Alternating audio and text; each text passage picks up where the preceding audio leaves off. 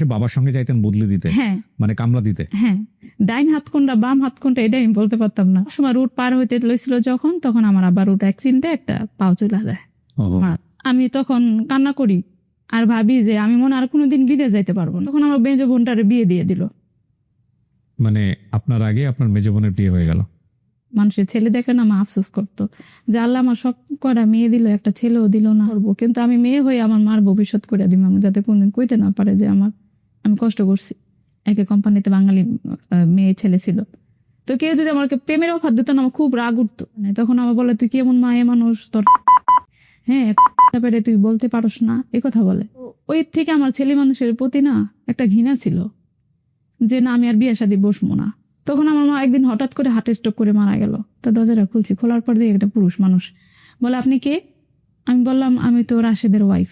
আপনি রাশেদের ওয়াইফ? আপনার ডকুমেন্টস আছে, আপনার ওর সাথে বিয়ে হয়েছে, তুমি আমাকে মাফ করে দিও। আমি অনেক ভাবছি, কিন্তু আমি পেরে উঠতে পারতেছি না। 12:30টার দিক দা ওরা 30-35 জন সন্ত্রাস নিয়ে আইছে। তখন আমি সাইন করে দেখে একজনে ঝাড়ু লইছে আমার বাড়ি দেওয়ার লেগে, আরেকজনে চাকু বাইক আছে, তোর পেটের ভিতরে ঢুকাই দিন। বাংলাদেশের অনেক প্রবাসী ছেলেমেয়েরা এইরকম অনেক বড় বড় স্যাক্রিফাইস করে নিজেদের পরিবারের জন্য। আমার মতো ভুল তো না কেউ না করে। নিজস্ব কোনো ঘর বাড়ি ছিল না, তো ছোটবেলাতে দেখতাম আমরা নানির বাড়িতে থাকতাম। তো তখন আমরা 3 বোন ছিলাম। আমার আব্বা একলা কাজ করতো, মানে সংসারটা চালাইতে খুব কষ্ট হয়ে যেত। আমার আব্বা তখন বর্ষাকাল আসলে মাছ ধরতো, আর যদি শুকনা কাল আসতো তখন ওই যে বদলি দিত আর কি, মানুষের খেতে কাজ করতো। আমাদের দেশে তো বিক্রমপুর আলু হয়, তো আলু যখন আমার আব্বা বদলি দিতে যেত, মানে কাজ করতে যেত, তখন আমার আব্বার সাথে আমিও যাইতাম। আপনি কি বড় সন্তান পরিবারের? হ্যাঁ, সবার বড়। 10 বছর বয়স। আমি সবার বড়। জি, আমি সবার বড়। আপনি 10 বছর বয়সে বাবার সঙ্গে যাইতেন বদলি দিতে? হ্যাঁ, মানে কামলা দিতে? হ্যাঁ। তারপরে সবাই বললো যে তোমরা ঢাকাতে চলে যাও, ঢাকা গেলে হয়তো ভালো মতো চলতে পারবা। তখন ঢাকা আমাদের টঙ্গীতে আমার আত্মীয় স্বজন আছে আর কি, ওনাদের সবাই নিজস্ব বাড়ি। তো ওইখানে টঙ্গীতে আমার আব্বা আম্মা আইসা পড়লো। তো আমি আবার দেশে ক্লাস 2 পর্যন্ত পড়ছি। ঢাকা আমার আব্বা মা যখন আসছে, তখন আমার আম্মা আমার ক্লাস 3-তে ভর্তি করাই দিছে আর কি। তো এখানে আমি 3 বছর প্রায় পড়লাম, 5 পাস করলাম আর কি। তো তখন ঢাকাতে আইসা আমার আব্বা দেখতাম সিলভারে হাড়ি পাতিল বিক্রি করতো, আর আমার আম্মা গার্মেন্টসে চাকরি নিচ্ছে। কোন ক্লাসে পড়েন তো? আমি তখন 3-তে পড়ি। আর আমার মেয়ে বোনটার বয়স আমার সাথে 3 বছর ডিফারেন্স, ওর বয়স ছিল 7 বছর। তো ওরও কেজি স্কুলে ভর্তি করাই দিছে। আর একদম যে সে বোনটা, ওর বয়স ছিল 1.5 থেকে 2 বছর। তো তখন ওই বোনটাকে অনেক সময় দেখা যায় আমাদের খালাম্মা গো বাসায় রেখে যেতাম, কিংবা বাড়িয়ালনি দেখতো। আমার মা তো চাকরি করতো, আব্বা সিলভার বেচতে যাইতো গা, আমরা স্কুলে চলে যেতাম। যখন ক্লাস 5 পর্যন্ত পড়লাম, কেমন জানি আমার পড়ার দিকে না কোনো নিশা নাই, মানে পড়তে যেতে ভালো লাগতো না। আমি স্কুলে গেলে আমি ফিরত আইসা পড়তাম, পলায় আইসা পড়তাম, কিন্তু মা তো জানতো যে আমি স্কুলে পড়ি। তো আমি স্কুলে পড়তাম না। তো আমরা যে বাসায় ভাড়া থাকতাম, ওই বাসায় ভাড়াটি একটা মেয়ে আছিল আমার থেকে একটু বয়সে বড়, ও আবার চাকরি করে। তো আমি দেখি, মনে মনে ভাবি যে আমার আব্বা যে কাজগুলা করে, এই কাজ কইরা তো আমাদের সংসার চালায়া ঘর ভাড়া দিয়ে তো সমান সমান। তো এই যে আমরা 3টা বোন যে হয়েছি, কিভাবে আমাদের বিয়া শাদী দিব বা কিভাবে আমাদের ভবিষ্যৎ করব। এক পর্যায়ে আমি মনে মনে সিদ্ধান্ত নিলাম যে আমি গার্মেন্টসে চাকরি করবো। এটা মারে বলি নাই, তো আমি ওই আপাটারে বলছি, আপা আপনার সাথে আমাকে গার্মেন্টসে নিবেন? বলে, তুই তো ছোট, তোর তো গার্মেন্টসে নিব না। তখন বয়স কত আপনার? তখন বয়স প্রায় 13 বছর। তখন আমি ফরক পরি আর প্যান্ট পরি। তো মেয়েটা আচ্ছা বললো, ঠিক আছে তাহলে চল আমার সাথে। তখন আমি স্কুলে না যাই, মেয়ের সাথে গার্মেন্টসে গেছি। গার্মেন্টসে যাওয়ার পরে ওই মেয়েটা বলতেছে যে তুমি গেটের সামনে দাঁড়ায় থাকো, ভিতর থেকে যদি লোক আসে তাহলে নিব। তো আমি গেটের সামনে দাঁড়ায় আছি। এখন দারোয়ানরা বলতেছে যে তুমি কেন আসছো এখানে? আমি বললাম যে আমি তো চাকরি নিতে আসছি। তুমি তো অনেক ছোট, কিভাবে চাকরি করবা? দেখেন আমরা তো অনেক গরিব মানুষ, আমরা অনেক কষ্ট করে চলি, আমার নেন না। পরে এক পর্যায়ে মায়া লাগছে, লাগার পর সুপারভাইজার ডাক দিচ্ছে, বলতেছে মেয়েটাকে গরিব মানুষ কান্নাকাটি করতেছে চাকরির জন্য। তো সুপারভাইজার আমাকে নিল, নেওয়ার পরে তখন আমাকে কাজে দিল। তো যেভাবে দেখাই দিছে আমি পারতাম, করতাম। তো আমার ওদিন বলতেছে যে তুমি তো ফরক পরে আসছো, প্যান্ট পরে আসছো, তো কালকে প্যান্ট পরে আসবা না, সালোয়ার পরে আসবা। সেদিন আমার মার ছুটি হয়ে গেছে। ছুটি হওয়ার পরে আমার আব্বা কাজের থেকে আসছে, দেখে আমি বাসায় নাই। পুরো এলাকা খুঁজছে যে কই গেছি, শিয়ানা মানুষ, আর অনেক কান্নাকাটি করতেছে, খুঁজছে। তো এক পর্যায়ে আমার ছুটি হয়েছে 5টা বাজে, আমি তো অনেক খুশি যে আমি চাকরি হয়েছে। বাড়িতে আইসে, এখন আমার মা বলতেছে, আমার দেখি মা কান্না করে দিছে যে তুমি কই গেছিলা? তখন বললাম, মা আমি না চাকরি নিছি, আমার চাকরি হয়েছে, মানে আমি এত খুশি। তো আমার মা কি করলো, আমার দ্বারা মারলো। আমার মা আমাকে মারলো যে তোর স্কুলে ভর্তি করাই দিছে, তুই স্কুলে না পড়ে তুই চাকরিতে গেছিস, তোর কি কইছি আমি চাকরি করতে? তখন আমি বলি যে না, আমি আর স্কুলে পড়বো না, আমার স্কুলে পড়তে ভালো লাগে না। তখন মা আমাকে রাগ করে বললো, আচ্ছা ঠিক আছে, তুই যখন স্কুলে পড়বি না তো তুই চাকরিই কর। ভাইয়ের আসলে ছোট দেখে বের করে দিত সুপারভাইজাররা। তো আবার বাইরে চলে গেলে আবার নিত টয়লেটে, মানে আটকে রাখতো। তো ভাইয়েরা চলে গেলে আবার টয়লেট থেকে বের করে আবার কাজে দিত। তো এরকম করতে করতে প্রায় 5-6 মাস এরকম গেছে। তো আমরা যে বাড়িতে ভাড়া থাকতাম, বাড়িয়ানির মেয়ে, মানে ওনার সাথে আমার খুব কলস ছিল আর কি। উনি আমাকে অনেক আদর করতো, বোনের মতো দেখতো। তো উনি একদিন ঢাকা যাইতেছে রেডি হইয়া। তো আমি বলতেছি যে আপা আপনি ঢাকা যাইতেছেন কেন? এখন বলতেছে তুই বুঝবি না। তা আমি বলতেছি বলেন আমারে কি লেগে ঢাকা যাইতেছেন, আমি একটু শুনি। তখন ওই বাড়িয়ানির মেয়ে আবার চাকরি করে সাভার ইপিজেটে। তখন বলতেছি কি আমি না বিদেশে যাবো, বিদেশের বিষয়ে ইন্টারভিউ দিতে যাইতেছি, তুই কাউরে বলিস না। তা আমি বলছি আচ্ছা ঠিক আছে। তখন আমি বলি যে তাহলে আপনি গেলে কিন্তু আমারও নিয়েছে, মানে উনি তো যাই না, আগে আমি আশা করে বলি। আপনার তখন বয়স কত? আমার বয়স তখন 14 বছর। লেখাপড়া বন্ধ করে দিয়ে আপনি যে বিভিন্ন গার্মেন্টসে কাজ করে বেড়াচ্ছেন এই সময়টাতে? একটাই করছি, মানে এক গার্মেন্টসে চাকরি করার পরে ছোট বলে বের করে দিছে। আমি আর কোনো গার্মেন্টসে চাকরি নিতে পারি না, ছোট ছোট বলে যে না তুমি ছোট। তো বাসায় থাকতাম, তো পড়াশোনা তো করতামই না। তখন পড়া কি জিনিস বুঝি নাই। বললাম যে আপা আপনি বিদেশ গেলে আমার নিয়ে যান। উনি বলতেছে আমি তো যাইতে পারি না, তোর কিভাবে নিমু? তো আমি বলছি আপনি যান, তারপর আমি যাব। তো উনি কি করলো, ইন্টারভিউ দিয়ে আসলো, উনি পাশ হয়েছে ইন্টারভিউতে। পাশ হওয়ার পরে এখন মানে ওদিন থেকেই মানে বিদেশের প্রতি আমার কেমন যেন একটা নেশা লাগলো মনের ভিতরে, যে আমিও কোনো একদিন বিদেশ যাবো। তখন আমি আবার বাড়িয়ানের মেয়েরে বললাম যে আকলিমা আপা আপনি যে গার্মেন্টসে চাকরি করেন, তো আমাকে নিয়ে যান, আমি আপনার সাথে কাজ করে বিদেশ যাম। তখন বলে তুই তো ছোট, তোর কি নিবো? আমি কি নিবো? পরে আচ্ছা ঠিক আছে, তাই কালকে এক কাজ করিস, আমি কালকে আমার সাথে যাইস, উঁচা জুতা পরবি আর 3-4 সেট কাপড় চোপড় পরবি, যাতে তোর মোটা মোটা দেখা যায়। তখন আমি অনেক হ্যাংলা ছিলাম। এবার আমি তাই করলাম, উঁচা জুতা পরলাম, 3-4 সেট কাপড় চোপড় পরলাম। পরার পরে বাড়ির মেয়ের সাথে আমি গেলাম। তখন ওই গার্মেন্টস আবার অনেক নামি দামি, সাভার ইপিজেট, তো যদি তারা বলে যে লোক নিবো 7-এর ভিতরে 2-1 জন নেয় আর কি বাছাই করে। তখন যদি বলে 4-5 জন নিবো, হাজারো মানুষ সিরিয়াল ধরে থাকে, তো ওই সিরিয়ালের ভিতরে ওনার আমার বাছাই করে আর কি নিল। 2385 টাকা বেতন ধরছে অপারেটর। 2385 টাকা? 2005-এ। তখন আমার পুরা 15 বছর, 14 বছর শেষ হয়ে 15 বছর পড়ছে। চাকরি হইলো, হওয়ার পর আমি তো অনেক খুশি, ভালো একটা কোম্পানিতে চাকরি হয়েছে, দুপুরে খাওয়ায়, হ্যাঁ স্টাফ গাড়ি আছে, গাড়ি দেওয়া যাওয়া লাগে, আবার গাড়ি দেওয়া যায় কি বাসায়। আমি ছোটবেলার থেকে মানে খুব সাদা সিধা, মানে সাধারণ ভাবে চলতাম। ডাইন হাত কোনটা বাম হাত কোনটা এটা আমি বলতে পারতাম না। ইভেন এখনো হঠাৎ করে কেউ যদি আমার বলে ডাইন হাত কোনটা বাম হাত কোনটা, আমি বলতে পারি না হঠাৎ করে। তো চাকরি করতেছি প্রতিনিয়ত আমি মারে বলতাম মা আমি বিদেশ যাম, মা বিদেশ যাম। তখন বাড়িয়ালির মেয়ে বিদেশ চলে গেছে অলরেডি, সে যাওয়ার পরে আমার মন মানসিকতা আরো বেশি হয়ে গেছে। কেন যে বিদেশ আমি যাবো, কবে যাবো, খালি এগুলো বলতাম কবে আমি বিদেশ যাম। মা বলতো তুমি 1 বছর চাকরি করো, 1 বছর চাকরি করে যে টাকাটা তুমি জমাইবা আর কিছু টাকা হালাত করে তোমার পাঠাম। তো আমি 1 বছর চাকরি করে পরে 25,000 টাকার মতো জমাইছি। তখন তো বেতনই পেতাম প্রায় 3,000-এর মতন। 1 বছর চাকরি করে 25,000 টাকা জমাইছেন 2300 টাকা বেতনে? হ্যাঁ। তার মানে বেতন যেগুলো পাইতেন এগুলো খরচ করতেন না? সব না, কিছু টাকা দিতাম, 2,000 টাকা রাখতাম, আর 200-300 টাকা, 385 টাকা যেহেতু বেতন, 300 টাকা দিতাম আর কি। দিতামও না, মানে আমি বেতন পাইলে আমার বোনেদের জন্য কিছু মজা টজা কিনা নিয়ে আসতাম। জি। তারপরে আমার আব্বা তখন সিলভারে আড়ি পাতিল তখন বেচে। তখন আমি পুরাপুরি ভালো মতোই চাকরি বাকরি করি বা টাকা পয়সা জমাই, আমার মনের ভিতরে একটা আনন্দ, আমি কবে বিদেশ যেমন টাকা জমাইয়া। তো একদিন হঠাৎ করে আমার আব্বা রোড পার হইতে লইছিল যখন, তখন আমার আব্বা রোড অ্যাক্সিডেন্টে একটা পাও চলে যায়, আমার আব্বা পাও কাটতে যায়। তো আমি যে 20,000-25,000 টাকা জমাইছিলাম, ওই টাকাটা আমার আব্বার পিছে খরচ হয়ে যায়। আমি তখন কান্না করি আর ভাবি যে আমি মনে আর কোনোদিন বিদেশ যাইতে পারবো না। অফিসে গেল কান্না করি, বাসায় আসলো কান্না করি। তখন আমার আব্বারও 20,000 টাকা হয় নাই, আমার আরো টাকা পয়সা হালাত করে আমার আব্বার পিছে অনেক টাকা পয়সা খরচ হয়েছে। হওয়ার পরে এক পর্যায়ে আমি তখন আমার মা বলে যে তুমি টেনশন করো না, তুমি আরো 1 বছর চাকরি করো। আচ্ছা। তখন আমার মনের ভিতরেই করলাম যে না ঠিক আছে। মানে বিদেশ যাওয়ার জন্য আপনি এত ক্রেজি ছিলেন? সবাই বোন, কোনো ভাই নাই? না, কোনো ভাই নেই। মানে আপনার মাথার মধ্যে কেন একটা কাজ করতো যে আপনার বাবা মাকে আপনাকেই দেখতে হবে, আপনার বাবা মাকে কাজ করতো? তখন আমার মনে হইতো আমার আব্বা গরিব মানুষ, আর যেহেতু সবই মেয়ে, এমনি তো দেখতাম মানুষের মেয়ে বিয়ে শাদী দেওয়ার সময় অনেক টাকা পয়সা খরচ করে ভাঙ্গে, ধুমধাম করে বিয়ে দেয়। তো আমার বাবা তো কোনোদিন ধুমধাম করে বিয়ে দিতে পারবে না, এই কারণে আর কি সবসময় আমি এটা ভাবতাম যে না, আমি জীবনে কিছু একটা করবো। আর হয়েছে যখন আমার আব্বা অ্যাক্সিডেন্ট হইলো তখন তো আরো বেশি মনের ভিতর হয়েছে যে না, আমার কিছু করা লাগবো। তখন আমি আরেক বছর কাজ করলাম। তখন আমার মা একলা কাজ করতো, আমার আব্বা তো তখন বসা, যেহেতু পাও নাই একটা, পাটা কেটে ফেলতে হয়েছে। হ্যাঁ, পাও কেটে ফেলা হয়েছে। তো মা একলা কাজ করতো, তো ওই টাকা দিয়ে কোনো রকম ঘর ভাড়া খাওয়া হইতো। আবার আমি কাজ করে, মা কাজ বলতে কি মা মানুষের বাসায় কাজ? না গার্মেন্টসে কাজ করতো।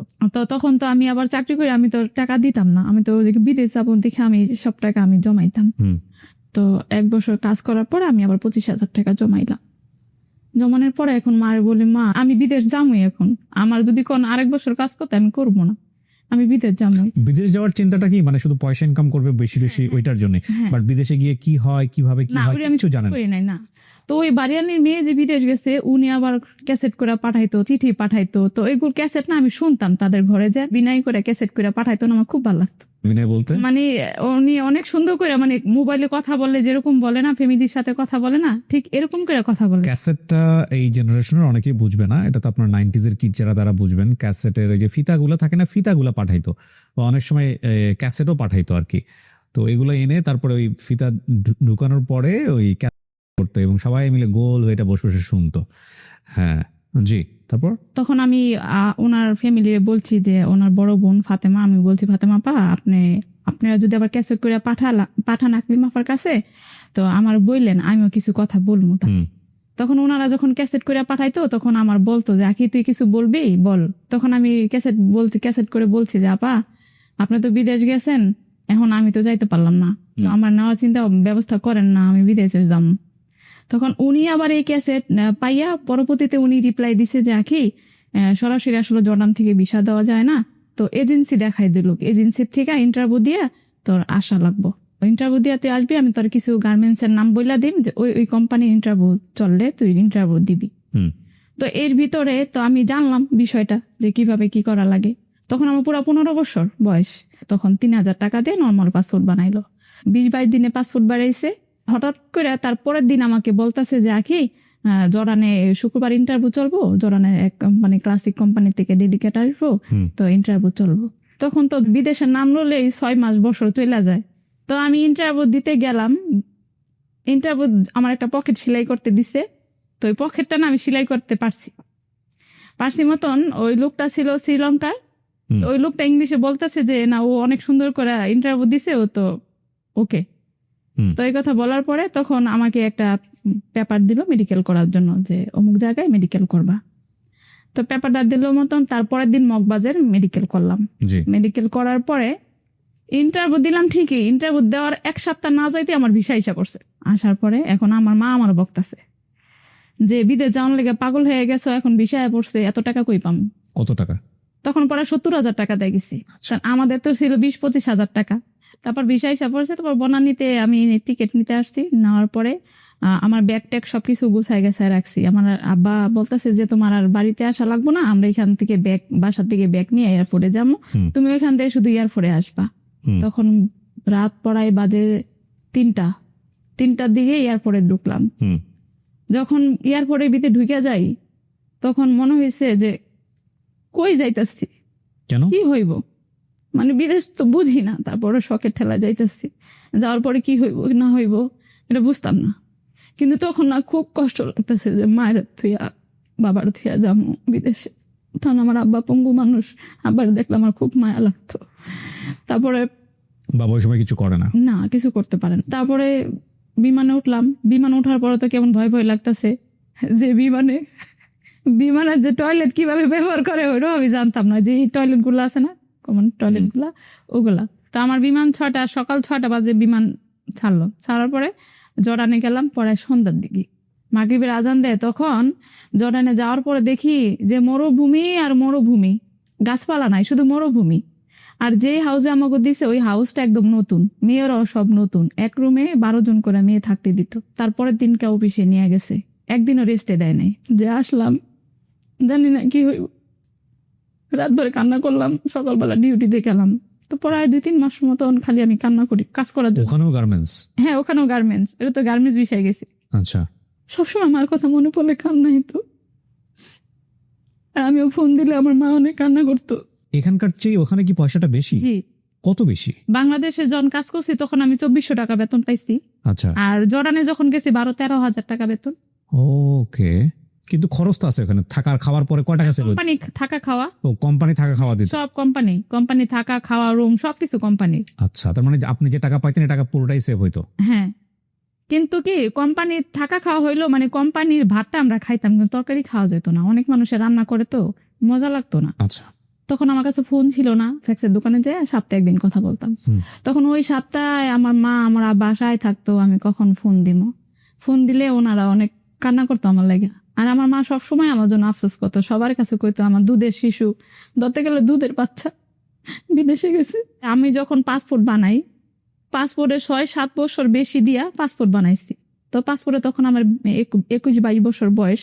আমি বেতন পাইতাম 12-13 হাজার টাকা। মা কইতো তোমার টাকা পাঠানো লাগবো না, তোমরা তুমি রেখা দিবা, জমাইবা, আর যেমনি পারি আমরা কষ্ট কইরা আমরা সংসার চালামো। তখন আমার মেজো বোনও চাকরি নিছে। আমি বিদেশ হওয়ার পরে মেজোটার বয়সও পড়া 13-14 বছর বয়স। তো আমি যখন আমার বিদেশ যাই তখন আমার ছোট একটা বোন হয়েছে। ওই বোনটার বয়স পড়া 3 বছর রাইখা আমি বিদেশে গেছি। তখন 10,000 টাকা করে আমি প্রতি মাসে রাইখা দিতাম। 5 মাসে আমি পড়া 50,000 টাকা রাখলাম। রাখার পরে আমি যে ঋণ করে আইছি 50,000 টাকা, ওই টাকার আগে ঋণ দিলাম। ঋণ দেওয়ার পরে মানে আমি খালি বছর গুনি, 1 বছর টাকা আলাদা আলাদা করে রাখি। তখন 1 বছর কাজ করলাম, 1 বছর কাজ করে আমার ঋণ টেন দিয়া 1,20,000 টাকার মতো জমছে। তো আমি মারে বলি কি, মা 1,20,000 টাকা যেহেতু জমছে তাহলে আপনি জায়গা কিনেন। মা কই 1,20,000 টাকা দেখি জায়গা হইব? তা আমি কইছি জায়গা হইব না, দেখেন সমস্যা কি, দেখতে সমস্যা কি, আমি দরকার হলে মানুষের কাছ থেকে হালাত বালাত করে দিব। আমার মা আবার একদিন বলতেছে কি যে গাজীপুরে জায়গা সস্তা আছে। গাজীপুরে আমার আবার অনেক আত্মীয় স্বজন গাজীপুরে জায়গা কিনা বাড়ি করছে। আমার মা জায়গা দেখলো, দেখার পরে ওনার পছন্দ হয়েছে, পরে জায়গা বায়না করলো। পরে 4 কাঠা জায়গা 50,000 টাকা কাঠা। তো 4 কাঠা জায়গার দাম পড়ায় 2 লাখ টাকা পড়ে, রেজিস্ট্রি খরচ টরচ তুলে পড়ায় 3 লাখ টাকার মতো পড়ছে তখন। তো আমার কাছে ছিল পরে 1,20,000 টাকা। ওই টাকা দিয়ে বায়না করে থিয়ে গেছে 3 মাসের ভিতরে, মানে বাকি টাকা আপনার পরিশোধ করে তারপরে রেজিস্ট্রি করা লাগবে আর কি। 3 মাসের টাকা জমাইছি। আর আমার রুমের মেয়েগোর থেকে আমি টাকা চাইছি যে আমি জায়গা কিনবো, আমার সবাই একটু হেল্প করেন, পরে আমি পরবর্তীতে আবার আপনাকে কাজ করে দিয়ে দিন। ওকে। তারপরে মেয়েরা আমার টাকা দিল, দেওয়ার পরে এই জায়গা কিনলাম। জায়গা কেনার পরে আমার মনে হইলো যে আমি কিছু করতে পারছি। যেগুলার টাকা আমি ধার করছি সে ধারের টাকা আমি দিলাম কাজ করিয়া। তো আমি আবার এক পর্যায়ে আমার মেজো বোনটারও আমি বিদেশ নিয়ে গেলাম। ওর বয়স কত তখন যখন আপনি ওকে? যখন ওর নিয়ে গেলাম ওর 16-17 বছর এরকম অল্প বয়সে আর কি নিস। নিয়ে যাওয়ার পর আমার ইচ্ছা ছিল যে 2 বোনে কাজ করবো, তাহলে আমার বেশি দিন করা লাগবো না, তাহলে 2 বোনে তাড়াতাড়ি কাজ করলে 1 বোনের টাকাটা 2 সংসারও চলে, আর বোনের টাকা ঘর বাড়ি করলাম। তো ওই বোনটা নিয়ে গেছে মতন, ওই বোনটা প্রায় 3-4 মাস কাজ করার পরে কোম্পানিতে লাগছে আন্দোলন, মানে ওয়ার্কার আন্দোলন লাগছে মতন, মালিকে গার্মেন্টস বন্ধ করে দিছে। বন্ধ করে দেওয়ার পরে ওই লোকগুলো সব বাংলাদেশে পাঠাই দিচ্ছে। তা আমি যে আমার বোনের এত টাকা পয়সা খরচ করে নিয়ে গেছে ওইটা মানে আমার লস হয়ে গেছে। আমার ইচ্ছা ছিল যে ওর আমি আবার নিয়ে আসবো, 2 বোন একসাথে কাজ করে তারপর একবারে চলে যাবো। তো আমার বোন বলতেছে না আমি আর বিদেশ যাবো না। তো আমার মা বলতেছে থাকো, যখন যাইতেই চায় না তাইলে আর নেওয়া দরকার নেই, আর বিয়ে শাদী দিয়ে দিই। তখন আমার মেজো বোনটারে বিয়ে দিয়ে দিল। মানে আপনার আগে আপনার মেজো বোনের বিয়ে হয়ে গেল? আপনার বাবা মা চিন্তা করে নাই যে আপনার বিয়ের ক্ষেত্রে সমস্যা হতে পারে? চিন্তা করেন, এই কারণে আমি বলছি যে ওর বিয়ে শাদী দিয়ে দেন, যেহেতু আমি বিদেশে আছি, আমি কবে যাই কোনো ঠিক নেই। তো ওর মানে আপনার নিজেরও চিন্তা হয় নাই যে আপনার কি হবে? আমার তখন আমি কেমনে আমি নিজে আগামো, মানে ওই চিন্তা ভাবনা। আগামো মানে কি আপনার সংসার আপনার পরিবার কেমনে আপনি ধরে রাখবেন? আর মা, আমি ছোটবেলাতে দেখতাম আমার মা ছেলের জন্য অনেক কান্না করতো, একটা ছেলে নাই, মানুষের ছেলে দেখলে না মা আফসোস করতো যে আল্লাহ আমার সব কটা মেয়ে দিল, একটা ছেলেও দিল না, এর বলতো। তখন না আমি ওই মার কষ্টটা না আমি মানে অনুভব করতাম, দেখতাম আমার মা একটা ছেলের জন্য এরকম করে। মা মনে করে ছেলে তাকে না জানি কত কিছু করবো।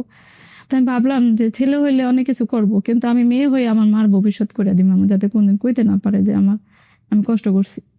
কত বছর হয়েছে তখন বিদেশে? 5 বছর 4.5 বছর এরকম। একবারও আসেন নাই? না না, একবারও আসি নাই। টাকা যে আমি হালত করছিলাম এগুলো সব দিয়ে তারপর আমি আবার 1-1.5 লাখ টাকা জমাইলাম। 1-1.5 লাখ টাকা জমানোর পরে তখন আমার আব্বার বলতেছি যে আব্বা তাহলে ওই জায়গার ভিতরে চলে যান, ঘর উঠাইয়া একটা টিনের ঘর উঠাইয়া চলে যান, ভাড়া থাকার থেকে টিনের ঘরে থাকবেন ভালো, নিজস্ব বাড়ি। আমার কাছে যে টাকাটা ছিল ওটা দিছি, দেওয়ার পরে টিনের ঘর দুয়ার উঠাইলে, উঠানোর পরে আমার মা বলতেছে যে মা তুমি তো অনেক কিছুই করছো সংসারের জন্য, তাইলে তুমি একবার আসো বাংলাদেশে, বিয়ে শাদী দিয়ে দিয়ে সংসার করো। তা আমি কইছি মা আমি 5 বছর কাম করে তো এই যে টাকা হালত করে আইছি, হালতের টাকা দিছি, তারপর হয়েছে আপনার জায়গা কিনলাম, তারপর ঘর উঠাইছি, এখন আমার কাছে তো ক্যাশ টাকা নাই, এখন বিয়ে শাদী দিতে গেলেও তো কিছু টাকা পয়সা তো দেওয়া লাগে, তাই না?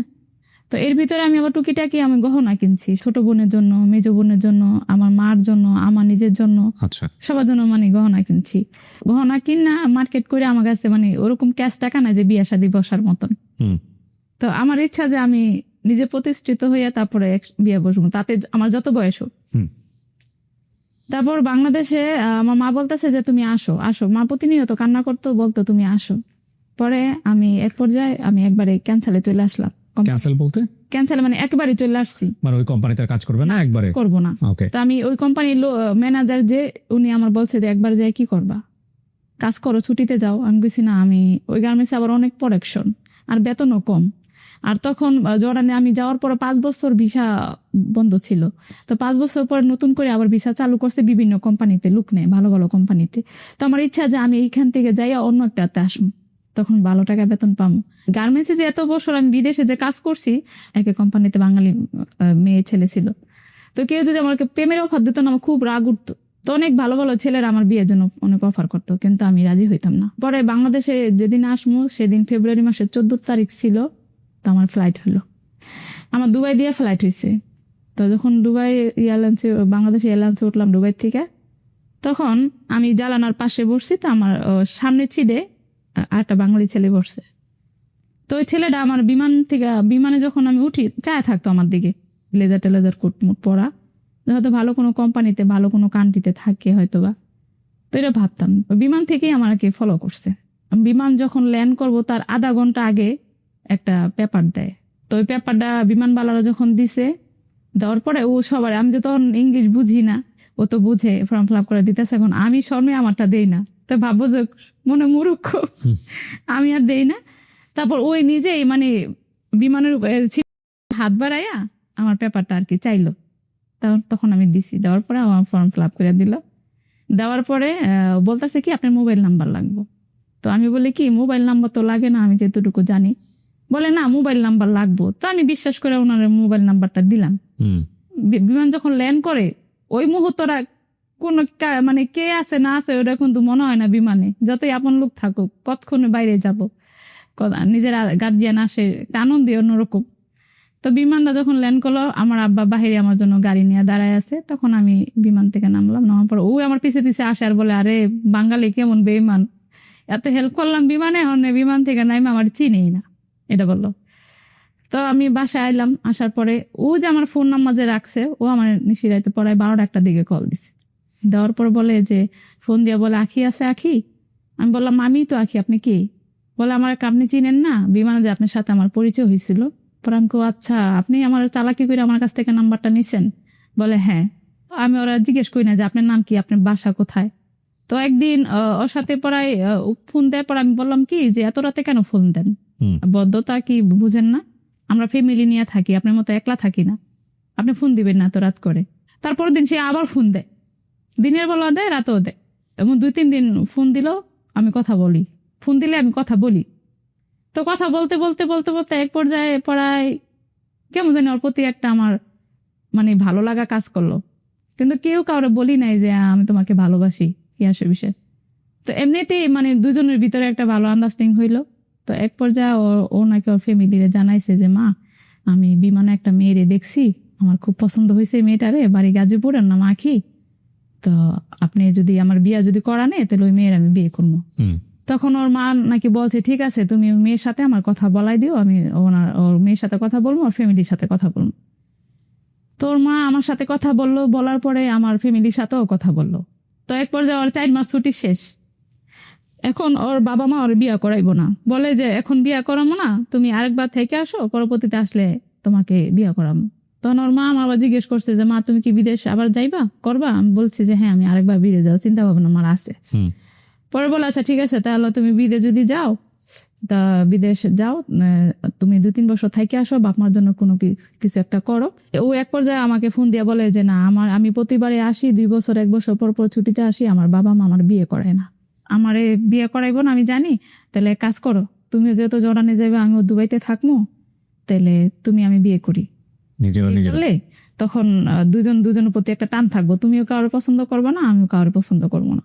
তখন আমি বললাম যে না, আপনি মা তো না করলো, তো এখন যদি আপনি বিয়ে করেন তাহলে আপনার আব্বা মা ফ্যামিলি তো মানবো না। তখন ও বলে যে মানুক আর না মানুক এটা কোনো বিষয় না, আমি বিয়ে করবো এটাই আমি জানি, তুমি কি আমার সাথে বিয়ে বসবা? তখন আমি তো আর পছন্দ করি। তো এর ভিতরে আমার বাড়ির পাশে একটা সম্বন্ধ আমার জন্য আনছিল, আমার এক কাকি লাগে। তো ও ছেলেটা আবার সৌদির থেকে আইছিল, তখন আমি তো ওর পছন্দ করি দেখে ওইটা না করে দিছি। তখন ওর ইয়ের থেকে, ওর পক্ষের থেকে ওর এক চাচাতো ভাই, ওর এক বোনের জামাই ও, আর আমার পক্ষের থেকে আমার ফুপু, আমার ছোট বোন, আমার একটা বান্ধবী, আমি কাজীর অফিসে চলে গেলাম। হ্যাঁ, চলে যাওয়ার পর ওখানে বিয়ে হইলো, 1 লাখ টাকা কাবিন দিল, দেওয়ার পরে ও চলে গেছে ওর বাড়িতে, আমি চলে আসছি আমার বাড়িতে। 2 দিন পরে আমার মা জানতে পারছে, আমি বলছি আমার মায়ের যে মা, মিনমুন হাবিবের কাছে আমি বিয়ে দিন পড়ছি। তখন আমার মা অনেক কান্না করছে যে আমি তো রাজি ছিলাম, তাহলে এত বড় একটা কাজ যেহেতু করলা, আমার কাছে জানাইলা না। কিন্তু আমার ভয় লাগে, যেহেতু ছেলের গার্জিয়ান নিয়ে ওরকম আমগো বাড়িতে আসা করে নাই। হ্যাঁ, ভালো না খারাপ তাও জানি না। তো ঠিক আছে, তুমি যখন পছন্দ করে বইছো, কপালে যা আছে তাই হইব। 1 সপ্তাহ পরে আমাদের বাড়িতে আসছে, আমগো বাড়িতে আসা 2 দিন আমাদের বাড়িতে ছিল। তো থাকার পরে 2 দিন থাকার পর ও আবার ওর বাড়িতে চলে যায়। হয়তো 6 মাসের ছুটি নিয়ে এসেছিল, ওর কোম্পানি ওর ফোন দিয়ে বলছে যে 6 মাস থাকা যাবে না, 5 মাসের ভিতরে তোমার আসতে হবে। তখন ও আমার বলে নাই যে ওর কোম্পানি ওর ফোন দিছে ও চলে যাইব। তখন ও তো জানে ও চলে যাইব, ও আমার বলে আখি চলো তোমার নিয়ে না কক্সবাজার যাই। তখন আমি বললাম না, আমি এত দূরে কক্সবাজার যাবো না। তো বললে চলো সিলেট মাজার যাই। তাই বলে হ্যাঁ, সিলেট মাজার যাওয়া যায়, যেহেতু সিলেট মাজার আমার দেখার খুব শখ। তো গেলাম, যাওয়ার পরে সিলেট মাজার আমরা 2 দিন ছিলাম। থাকার পরে ও যেদিন সিলেট থেকে আমরা আসলাম, তার পরের দিন ও কি করলো, টিকিট ওকে করতে আসছে, কিন্তু ও আমার বলে নাই যে আমি চলে যাবো। তো যেদিন চলে যাবো সেদিন ওর সাথে আমি সারা রাত কথা বললাম, মোবাইলে সবসময় কথা বলতাম। ফজরের আজান তখন দেয়, তখন আমাকে বলে যে আখি এখন তুমি রেখে দাও, পরবর্তীতে কথা বলবো, আমার তো গাড়ি চলে আসছে। তাই আমি বললাম গাড়ি চলে আসছে মানে? বলতেছে যে না, আমি তো আজকে চলে যাবো। তখন আমি বললাম আপনি চলে যাবেন তো, আপনি তো আমার বললেন না। যে বলি নাই, তুমি কষ্ট পাইবা, আসলে আপনার মনের ভিতরে কি আছে। তখন বলো উল্টাপাল্টা কথা বললো না, আমার মনের ভিতরে আবার কি থাকবো, তো তুমি টেনশন করো না, দুবাইতে গেলে আমি তোমার ফোনে কথা বলবো।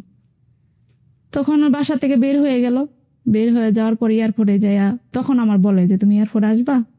তখন আমি বলি যে সবকিছু করে ফেলাইছেন, এখন কি এয়ারপোর্ট গেলে আমি কি আপনার সাথে দেখা করতে পারবো? বলে যে না পারবা। তো আমি কি করলাম, তাড়াতাড়ি করে রেডি হইয়া পরে চৌরাস্তা পর্যন্ত আসলাম। আসার পরে ফোন দিয়ে আমাকে বলতেছে কি কোন পর্যন্ত আসছো? তো আমি বলছি যে আমি চৌরাস্তা পর্যন্ত আসছি। বলতেছে তুমি চলে যাও, আমার বিমানে এখন উঠতে হবে, তোমার সাথে আমার দেখা হবে না। তখন এই কথা বলছেন, আমার খুব খারাপ লাগছে। তখন তুই করে বলছিস, তুই আমার মিথ্যা কথা এই পর্যন্ত আনলি, এখন আমি আবার বাসায় যাবো গা। তখন আমি কেমন জানি মন থেকে আমার এটা আসছে যে আমি তখন বলি যে আল্লাহ যেন কোনো দিন তোর সাথে যেন আমার আর দেখা না হয়, এটাই যেন জীবনের শেষ কথা হয়। আমি বাসায় চলে আসলাম, আসার পর ওই তো দুবাইতে চলে গেল। ওখানে যা ফোন দিছে যে আমি ভালো মতো পৌঁছেছি, আমার জন্য টেনশন করো না। তো এর ভিতরেও যাওয়ার পর আমি আবার জর্ডানে ইন্টারভিউ দিলাম। জর্ডানে ইন্টারভিউ দেওয়ার পর আমি পাস হয়ে গেছি। যাওয়ার পরে ওর যাওয়ার পরে 23 দিন পরে আমি আবার জর্ডানে চলে গেলাম। 23 দিনের ভিতরে ভিসা ইচ্ছা করছে। জর্ডান যাওয়ার পরে এখন এক রুমে তো 6-7 জন থাকি মেয়েরা। আমি প্রতিদিন খালি মোটা হই আর আমার জামা লাগে না, টাইট হয়। তখন রুমের মেয়েরা বলতেছে যে তুই, আমার মনে হয় তুই না প্রেগনেন্ট। হ্যাঁ, তখন আমি বলতাম কি আজারা কথা, প্রেগনেন্ট? আমি যে আসলাম বিদেশে, আমার মেডিকেল করছে না, মেডিকেলে তো ধরা পড়ে নাই, তো কিভাবে আমি প্রেগনেন্ট হইলাম? কয় না তুমি প্রেগনেন্ট। তো এক পর্যায়ে ওর সাথে আমি তর্কাতর্কি করার পরে ওরা একটা মানে কাঠি কিনে আনলো আর কি, বাচ্চা যে চেক করে। তো ওরা চেক করলো না, তারপরের দিন বলতেছে যে হ্যাঁ তুই তো প্রেগনেন্ট। তখন আমার কান্না দেখে কি যে নতুন নতুন আসছে কোম্পানিতে, এখন আমি কিভাবে আমি বাংলাদেশে যাবো, বা কোম্পানিতে আমার পাঠাইবো না, আমি গেলে আমার নিজের টাকাটা যাইতে হইব। তখন ও তখন তো অলরেডি দুবাই থাকে। তখন আমি প্রতিদিন আমার ফোন দেয়, সেদিন আর ফোন দেয় নাই। আমি নিজে টাকা ভরে ওর কাছে ফোন দিলাম। দেওয়ার পরে আমি আপনি তো জানেনই যে আমার কতদিন ধরে আমি অসুস্থ, আমার খারাপ লাগে। তো আসলে এখন আমি বুঝতে পারছি কি লেগে খারাপ লাগে, আমি চেক করছি, তো ধরা পড়ছে আমি নাকি প্রেগনেন্ট। ও বলতেছে না না, এটা কি করা সম্ভব? এটা কি করা সম্ভব? আপনি আসছেন মেডিকেলে ধরা পড়ে নাই? আমি কইছি না, মেডিকেলে তো ধরা পড়ে নাই, আমি নিজেই তো জানি না। তখন আমার বলে তুই কেমন মায়ে মানুষ, তোর তাল নাই, হ্যাঁ একটা বাচ্চা পেরে তুই বলতে পারস না, এই কথা বলে। পরে আচ্ছা ঠিক আছে ঠিক আছে। তখন আমার কোম্পানির জানাইলো আমার রুমের মেয়েরা যে একটা মেয়ে নতুন আসছে, মেয়েরা তো প্রেগনেন্ট, তো তার কাজ করতে পারবো না, আর বাংলাদেশে পাঠার জন্য ব্যবস্থা কর। তারপর আমি বাংলাদেশে আসলাম, আসার পরে এখন ও আমার সাথে আর যোগাযোগ করে না। পরে এক পর্যায়ে আমার মেয়ে হইলো, মেয়ে হওয়ার পরে আমি ধরতে গেলে বেকার, আমার মেয়ে একটা হয়েছে, বাবা তো পঙ্গু মানুষ, কাজ করতে পারে না, তাহলে কিভাবে সংসারটা চলবো? তখন এক পর্যায়ে মারে বললাম, মা আমি আবার বিদেশে যাবো, আপনি আমার মেয়েটারে রাখেন। তখন আমার মা বললো এতটুকু বাচ্চা আমি কিভাবে রাখবো, তো মারা যাইব। তখন আমি বললাম মারা যদি যায় যাক, যদি আল্লাহ বাঁচা রাখে তো থাকবো, আর না থাকলে আমার কোনো দাবি নেই আপনার প্রতি। তখন মার কাছে রেখে আমি মেয়েটারে রেখে বিদেশে গেলাম। যাওয়ার পরে তখন ও আর খোঁজ খবর নেয় না। ওইখানে যাওয়ার পর আমি ফোন দিছি, যাওয়ার পর বলে ও আবার বিদেশে আইসা বসো, মেয়ের রাইখা টাকার এত লোভ, আমার ফ্যামিলির ফোন দেয়া কয় আপনারা টাকার এত লোভ, মেয়ের বিদেশ পাঠাই দিছেন, বলে যে তুই এরকম বিদেশ আসছস না আমার কাছে না বইলা, তোর সাথে আমার কোনো সম্পর্ক নেই। তারপর এক পর্যায়ে দেখি যে না আসলে ওর দিয়া তো আমার আর চলবো না, বাচ্চাটার প্রতি কোনো মায়া নাই, কালো হয়েছে না সুন্দর হয়েছে কেমন হয়েছে কোনোদিন জিজ্ঞেসও করেনি। তখন আমি নিজের ইচ্ছায় তারপর নিজের থেকে আমি আর ডিভোর্স দিয়ে দিলাম। তখন আমার মেয়ের বয়স 6 মাস। ডিভোর্স দেওয়ার পর ওই মেয়েকে দেখতেও চাইতো না? হ্যাঁ না, মেয়ে কখনো দেখেই না বাবারে, বা ও কখনো মেয়েকে দেখে নাই। ওই থেকে আমার ছেলে মানুষের প্রতি না একটা ঘৃণা ছিল, যে না আমি আর বিয়ে শাদী বসবো না, একটা মেয়ে তো আছে, মেয়েটা এনে থাকতে পারবো। তখন আমার মা একদিন হঠাৎ করে হার্ট স্ট্রোক করে মারা গেল 2021 সালে। মারা যাওয়ার 2 দিন আগে বলতেছে মা তুমি বাংলাদেশ আইসা পড়ো, তোমার বিয়ে শাদী দিই। মারা গেল, মার আর দেখতে পেলাম না, যে মার জন্য এত কষ্ট করছে এ মার আমি দেখতে পারি নাই শেষ পর্যন্ত। আমার বাচ্চাটা আমার মা দেখতো, মা মারা গেছে মতন বাচ্চাটা আমার ছোট বোনে রাখতো। তখন আমার বাচ্চার বয়স তো প্রায় 10 বছর হয়ে গেছে। আমার মেজো বোনটা বিয়ে হয়েছে, যেহেতু আলাদা থাকে, আর এখনো 2টা বোন আবিয়াস্ত বিয়ে হয় নাই, সে দুটো বিদেশে থাকে, আমি নিয়ে গেছিলাম। আর ছোটটা পড়াশোনা করতো, তো কম্পিউটারের কাজ শিখা কম্পিউটারের একটা ইয়েতে চাকরি করে। তখন আমি মেজো বোন বলতেছে আপা আপনি আইসা পড়েন, আপনি দরকার হলে বাংলাদেশে চাকরি করে মেয়ের সাথে থাকবেন, এটাই ভালো হইব, যেহেতু বাড়ি ঘর করছেন। যখন আমি বিল্ডিং ঘর টিনের ঘর উঠাইছি, তখন না মা কেউ বিল্ডিং ঘর যদি উঠানো দেখতো না তো আফসোস করতো। তো চিন্তা করলাম এত বছর বিদেশ করতেছি, মা একটা বিল্ডিং ঘরে শখ করে, বিল্ডিং ঘরে যদি না করে দিতে পারি তো বিদেশ করে কি লাভ হইলো। তখন আমার সেজো বোনটার আমি নিয়ে গেছি, সেজো বোনটার নিয়ে এক বোনের টাকা দিয়ে সংসার চালাইছি, আর এক বোনের টাকা দিয়ে বিল্ডিং ঘর উঠাইছি। তো আমার মা 1 বছর মতো থেকে যেতে পারছে, পরে তো মারাই গেল। তারপরে আমি যেদিন আইসা পড়ব বাংলাদেশে, আইসা পড়ার পরে আমার লাইনে একটা মেয়ে আছে, তো আয়সা করে নাম, ওই মেয়েটা বলতেছে আখি আপা আপনি তো দেশে যে বিয়ে শাদী বসবেন তাই না। তো আমার কেমন জানি মা মরার পরে মনে হইলো যে না আমার একটা সংসারের দরকার আছে, এভাবে তো জীবন যাইব না। পরে মেয়ে বিয়ে দিলে বুড়া করে আমি কিভাবে চলবো, বয়স হয়ে গেলে আমার তো একটা সংসার গাছের একটা ছায়ার দরকার আছে। তারপর ওই আয়সা বলতেছে যে আখি আপা আপনার তো বিয়ে শাদী বসবেনই, তো আমার হাতে একটা ভালো ছেলে আছে, ছেলেটা বিয়ে করছিল, বউ নাই, 2টা মেয়ে আছে। তখন আমি বললাম ছেলের বাড়ি কোন জায়গায়, বলে যে বগুড়াতে। তখন আমি বললাম যে না বগুড়া এত দূরে আমি যাব না, যেহেতু আমার বাড়ি গাজীপুরে, আমার বড় একটা ভাই নাই, আমার বাপ পঙ্গু মানুষ, আমার মা নাই, এত দূরে আমি যাব না। তারপর বলতেছে যে না ছেলেটার সাথে কথা বলো, যদি তোমার ভালো লাগে তাহলে তুমি বিয়ে শাদী বসবা। তখন কথাবার্তি বললাম, বলার পর দেখলাম যে না ভালো, কথাবার্তি অনেক সুন্দর, অনেক স্মার্টলি কথা বলে, শিক্ষিত অনেক। তো কথা বলার পর এক পর্যায়ে আমি বাংলাদেশে আসছি, কিন্তু মাঝে মাঝে না তার কথাবার্তি মানে ধরন ছিল অন্যরকম, মানে সে একদিন কথা বললে আবার 1 সপ্তাহ 2 সপ্তাহ কোনো খবর থাকতো না, এরকম। তো ওর প্রতি না ওরকম আমার ফিলিংস কখনো হয়নি যে ওর সাথে আমি বিয়ে শাদী বসবো। একদিন বলতেছে আখি আমার কিছু টাকা লাগবো, আমার মেয়েটা অসুস্থ, তুমি আমাকে 10,000 টাকা দাও। তখন কোনো বাড়িঘর চিনি না, বিশ্বাস করে আমি ওকে 11,000 টাকা দিলাম। কিভাবে পাঠাতেন টাকা? যারা যে বিকাশে টাকা পাঠায় নাম্বার দিতাম, তখন ওই নাম্বারে সে পাঠাই দিত আর বিকাশে। ওকে। 11,000 টাকা দেওয়ার পরে সে 2 দিন না যাইতে আবার 20,000 টাকা চায়। আমার বোনের লগে আমি শেয়ার করলাম, সমস্যা কি, দেন, মানুষের বিপদে আপদে তো দিলে ভালো। সে যদি না দেয় আপনার টাকা, আপনার কপালটা তো নিতে পারবো না। আমি 20,000 টাকা আমার বোনে মোবাইলে পাঠাই দিল, বাংলাদেশ থেকে বাংলাদেশে পাঠাই দিল। তারপর তার 2 দিন পরে আমার ফ্লাইট হয়ে গেল, বাংলাদেশে আইসা পড়লাম। আমার 2-3 মাসের কথা বলে টাকা নিছে, এখন আর টাকাও দেয় না। মাঝে মাঝে মোবাইল বন্ধ করে রাখে, সিম টিম সব বন্ধ করে রাখে। 2-3 মাস গেলে আবার আমার খোঁজ নেই, আমার বিয়ে শাদী হয়েছে কিনা খোঁজ নেই আমার। আমি বলি আমার টাকা দেন না কি লিগা, দিমু তো টাকা, এরকম করে সে আমাকে প্রায় 1.5 বছর ঘুরাইলো। তো আমি বাংলাদেশে আসছি না ভাইয়া, সম্বন্ধ আসে কিন্তু ওরকম ভাবে আমার না পছন্দ হয় না। তো একদিন হঠাৎ করে ও আমার বলতেছে যে আখি তোমার কি বিয়ে শাদী হয়ে গেছে? তখন আমি বললাম যে না। তো বলো যে তাহলে আমার কাছে বিয়ে শাদী বসবা?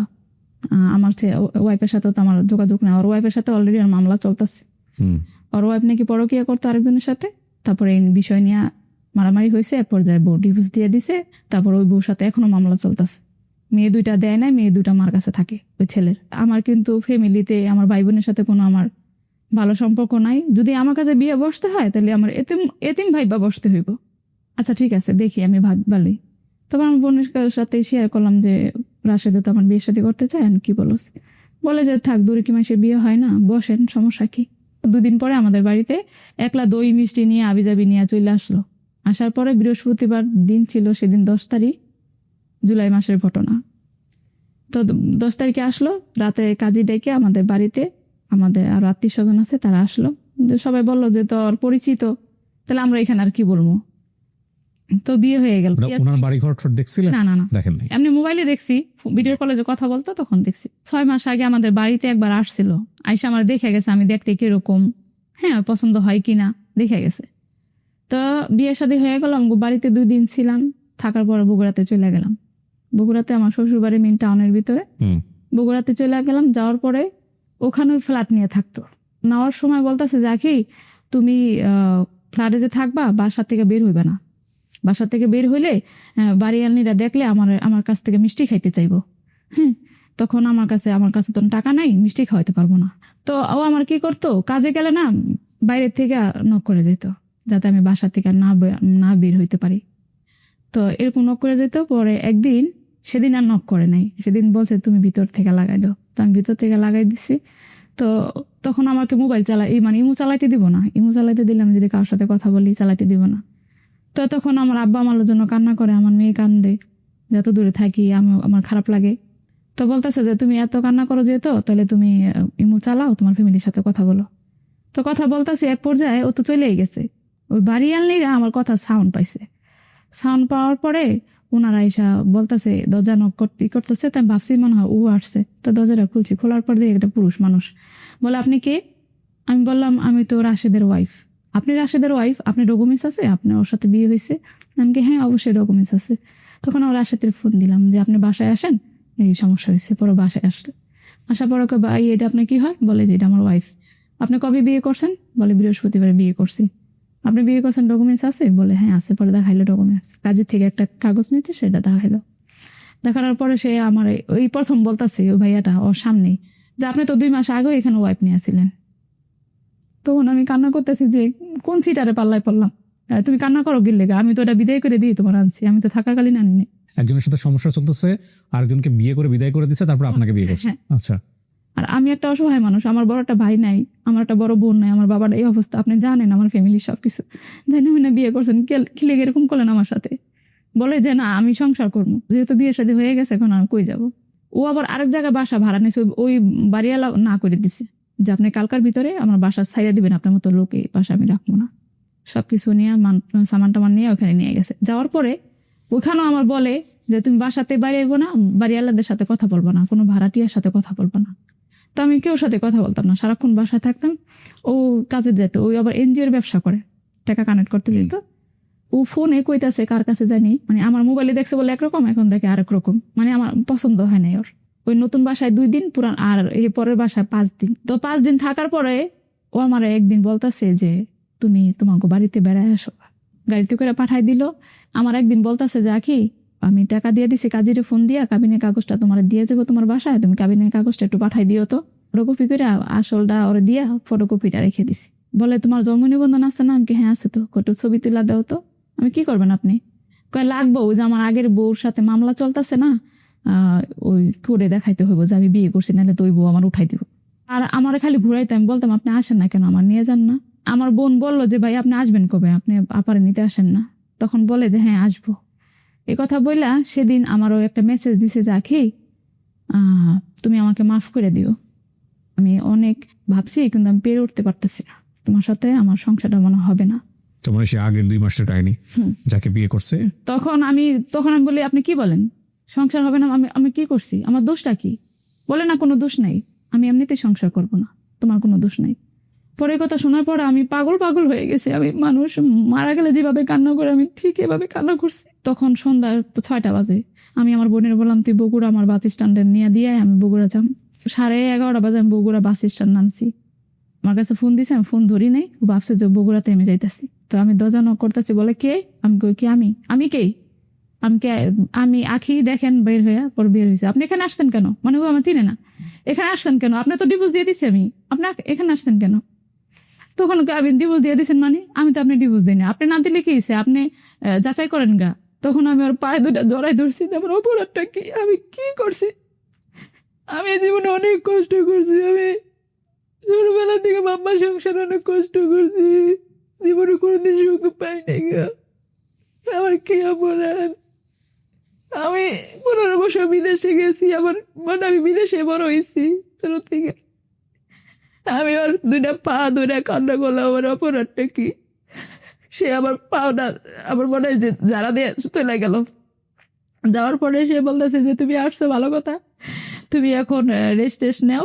আমি ওর বলতেছি যে আমার অপরাধটা কি। আমি জীবনে কোনদিন সংসার পাই নাই, আমি সংসার চাই। আমি কি জিনিস আমি জানতাম না, আপনাকে দিয়ে বুঝছি। আপনার পায়ের নিচে আমার একটু তাই দেন। ও কিছুতেই শুনে না, বলে সকালে যা হওয়া আবার হইব। আরেক রুমে ও শুইছে আর আরেক রুমে আমি শুইছি। বলে আমার কাছে আপনি আসবেন না, আপনি কিন্তু পরনারী এখন। আমি আবার বারে ওর কাছে যাই, কান্না করি যে আমার অপরাধটা কি, আমি যদি কোনো ভুল করে থাকি আপনি আমার ক্ষমা করে দেন, শেষবারের মতন আমার একটা সুযোগ দেন। আমি এমনিতে সংসার করবো না, আপনার তো কোনো সমস্যা হবো না, আপনি ছেলে মানুষ, কিন্তু আমি তো মেয়ে মানুষ, আমার তো একটা কলঙ্কর দাগ পড়ে গেল না।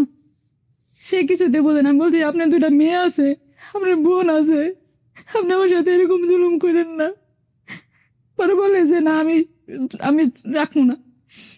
তবে যাই হোক, সকাল হলো, বাড়িয়ালি ডাইকা বলতেছে যে ওর হাজবেন্ডের সাথে সম্পর্ক আছে, আরো ছেলেদের সাথে সম্পর্ক আছে। আমি হাতে নাতে ধরছি, মিথ্যা কথা বলে। লোকজন ডাক দিল, তারা বলতেছে যে আপনার সাথে তো সংসার করব না, তো আপনি কি করবেন আপা, দূর করে কি সংসার করতে পারবেন? আমি বলছি না, দূর করে কি আসলে সংসার করা হয়? তো ঠিক আছে, ও যখন আমাকে ছাইড়াই দিব তাহলে ওর কাজ করতে কোন এই মুহূর্তে যে আমার 1 লাখ টাকা কাবিন দিছিল, কাবিনের টাকাটা দিতে। হ্যাঁ, কাবিনের টাকাটা, আর আমি ওর কাছে 50,000 টাকা থেকে আমার 30,000 টাকা দিছে, আর 20,000 টাকা আমি পাম। তো 1,20,000 টাকা আমার দিয়ে দিতে কোন এই মুহূর্তে আমি চলে যাম। এটা চাইছি এই কারণে যে ও যাতে আমাকে না ছাড়ে, কারণ ওর কাছে তো টাকা নেই আমি জানি। তো বলতেছে কি যে 1,20,000 টাকা আমি এখন দিতে পারবো না, আমার 5 দিন সময় দিতে হবে। তখন আমি বলছি না, ছাইরা যখন দিবেন তাহলে আমি সময় দিন কি লিগা? তখন বাড়িওয়ালা বলতেছে না, ওর কাছে তো টাকা না, ওই তো সময় দেওয়া লাগবেই তোমার। তখন ওই কি গেল, একটা ব্ল্যাঙ্ক চেক দিল আমারে, মানে এটা আমি 15-16 তারিখে গেছি, এটা 20 তারিখের ভিতরে আমার দিয়ে দিব, 4-5 দিনের ভিতরে। আর আমার বাড়িওয়ালা বলছে তোমার ফ্যামিলির থেকে একজন লোক নিয়ে আসবা, যাতে এটা ডকুমেন্ট যে তোমার ও টাকা দিছে, নাহলে তোমার টাকা দিতে তুমি যদি অস্বীকার করো যে টাকা দেয় নাই। তখন আমি কি করলাম, আয়সা পড়লাম গাজীপুরে। আয়সা পড়ার পরে তারপরের দিন আমার একটা মেয়ে বলতেছে, আখি আপা আপনি কি আসলে সংসারটা করতে চান না টাকা চান? তো আমি বলছি না, আমি আসলে সংসার চাই, আমি তো জীবনে কোনদিন সংসার পাই নাই, আমি সংসার চাই, আমি টাকাটা কি করবো? ও তাহলে যদি সংসার চান তাহলে আপনি এক কাজ করেন, আপনি 18 তারিখের ভিতরে চলে আসেন, যেহেতু 20 তারিখে আপনার ও ছাইড়া দিব টাকা পয়সা দিয়ে। তখন আমি 18 তারিখে গেলাম। যাওয়ার পরে ওই মেয়েটা ফোন দিছে, দেওয়ার পরে বলতেছে, রাশেদ ভাই আপনি কোথায় আছেন? বলে আমি তো একটু টাকা কানেক্ট করতেছি, একটু দূরে আছি, আপনার ওয়াইফ আইছে, আপনার দরজাটা খুলে দেন। তখন বলো ওর কাছে মোবাইল দেন। পরে দিছে, কয় তুমি কেন আসছো আমার কাছে, জিজ্ঞেস করে আসছো? আমার বাসায় থাকতে দিব, আমার বাসায় থাকতে দিব না। তখন আমি বলছি আপনার থাকতে দিবেন না, আমি কই ঘুমামো, আমার মানুষকে কি খাওয়াইবো? হ্যাঁ, এখনো আপনার দায়িত্ব আছে, আসেন। আপনি ছাদে বসে রয়েছি, বাড়িয়ানি বলতেছে যে ও আসছে, তুমি রুমে যাও। পরে আমি রুমে গেলাম, যাওয়ার পর ও আমার সামনাসামনি আইসা বলতেছে কি কালকা টের পাইবা, এই কথা বললা ও কি করলো, চলে গেল, বাসাতে চলে গেল, রুমে আমার থাকতে দিল। থাকতে দেওয়ার পরে ও কি করলো, আমার রাত্রে ফোন দিল। ফোন দেওয়ার পরে বলতেছে, আখি কালকা আমি 1টা বাজে আমি লাঞ্চে আসবো। 12:30টার দিক দা পরে 30-35 জন সন্ত্রাস নিয়ে আইছে। ওই সন্ত্রাস আগে পাঠাই দিছে, উপরে আসছে। তখন আমি তো জীবনে কোনদিন সন্ত্রাস দেখি নাই, ওগুলা দেখে আমি ভয় পেয়ে গেছি। বলতেছে, এই আপনার নাম কি আখি? হ্যাঁ। আপনি কি রাশেদের ওয়াইফ? হ্যাঁ। আপনি কি দেখে ওর কাছে বিয়ের সাথে বসলেন? আপনার সাথে ওর সাথে মানায়? ও একটা স্মার্ট ছেলে, আপনার দেখতে ভালো লাগে না, আর আপনি নাকি জোর করে বিয়ে বসছেন ওর কাছে আপনার এলাকার মানুষ দিয়ে। আমি বলছি ভাইয়া এখন তো অনেক কথাই শোনা যায়, তো আপনি আমার এলাকাতে চলেন, এলাকার লোকজন যদি বলে যে আমি জোর করে বিয়ে বসছি, আমি এই মুহূর্তে এক্ষুনি চলে যাবো, ওর টাকাও আমি নিবো না। পরে বলে যে আপনার কাছে ব্ল্যাঙ্ক চেক আছে না? আমি বলছি হ্যাঁ আছে। দেখি তো চেকটা। পরে চেকটা দিছি মতো চেকটা নিয়ে গেছে। ওর সন্ত্রাসের সাথেও চলে গেল। যাওয়ার পরে সন্ত্রাসরা আমার বলে যে আপনি বসে থাকেন, আপনার ব্যবস্থা একটা করে দিন, বসে থাকেন। আধা ঘন্টার ভিতরে আরো লোক লয়ে এলো, মানে আরো তখন 40-45 জন সন্ত্রাস নিয়ে এলো। এখন সন্ত্রাসরা আমার ঘরের ভিতরে ডেকে নিছে, ডেকে নিয়ে মেন দরজাটা লাগাই দিছে। লাগাই দিয়ে একজনের হাতে কলম, একজনের হাতে স্টাম্প, আরেকজন এক লাঠি লইছে আমার বাড়ি দিব যদি আমি সাইন না করি। তখন বলে আপনি স্টাম্প সাইন করেন। আমি কেন সাইন করব? ও তো আপনি 1 লাখ টাকা দিব না, ও আপনি 1 লাখ টাকা দিব না, আপনি যে 20,000 টাকা পাইতেন সেটাও আপনাকে দিয়ে দিব, 1 লাখ টাকা ও দিব না। তখন ওই সন্ত্রাসগুলোর সাথে ঘরের ভিতরে আড্ডা চলাফেরা করে। আমি খালি ওর মুখের দিকে তাকাই থাকি যে আমার জন্য মানে বিন্দু পরিমাণ আমার প্রতি ওর মায়া দেখলাম না। আর ওর প্রতি আমার না ভালোবাসা ছিল না আগে। যখন বিয়ে হয়েছে, যখন আমার বাড়িতে আসছি, তখন আমি বুঝতে পারছি যে ওর আমি অনেক ভালোবাসি। ইভেন এখনো ভালোবাসি। ওর কথা আমি বলতে পারি না, এত কিছু যে করছে তারপরে বলতে পারি না। আমি যে পাইতাম ওই 20,000 টাকা সন্ত্রাস হাতে ওই দি, সন্ত্রাস সবাই কি করছে 5,000 টাকা হন থেকে মাইরা দিয়ে আমার 15,000 টাকা দিছে। তখন আমি সাইন করে দেখি একজনে ঝাড়ু লইছে আমার বাড়ি দেওয়ার লেগে, আরেকজনে চাকু বাই করছে তোর পেটের ভিতরে ঢুকাই দিন। আরেকজনে বলে এই ওর মাইরালাম, মাইরা যে নদী আছে নদী ভিতরে হালাই দিই। তখন আমি চিন্তা করলাম যে পরে 40-45 জন মানুষ একটা রুমের ভিতরে, আমার যদি ধরে আমি তো পারবো না। আমি মানিজ্যতের ভয়ে আমি সাইন করে দিলাম। তখন আমি মানে একটা জিন্দা লাশের মতন হয়ে গেলাম যে কি করলো আমার সাথে, কি হইলে এগুলো, কি দরকার ছিল তাহলে আমার বিয়ে করা? তুই যখন আমার সাইডাই দিবি বিয়ের 1 সপ্তাহ পরে, তাহলে কি কেন বিয়ে করলি? যে 2টা বিয়ে হয়ে গেছে, মেয়ে মনে খারাপ, কিন্তু কেন যদি সংসার করতে পারি না সেটা তো আর দেখবো না। এই জায়গায় আমার কি ভুল ছিল স্যার, কি ভুল ছিল আমার এই জায়গায়? কেন আমার সাথে এরকম? কত সালের ঘটনা এটা?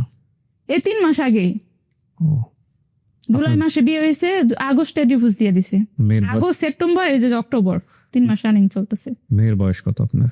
আমার মেয়ের বয়স 12 বছর। ওর মেয়ের বয়স 11 বছর একটা, আর একটা 8 বছর, না 9 বছর। আপনার এই বিদেশ যাওয়াটার সাথে এই সম্পর্কগুলো হওয়ার একটা কানেকশন আছে, আপনি জানেন এটা? হয়তোবা ও মনে করছে, হয়তোবা, কারণ ওই তো আমার বিয়ের আগে আপনার মেজ বোনের বিয়ে হয়েছে না? হ্যাঁ। তার সংসারটা আছে না ঠিক মতো?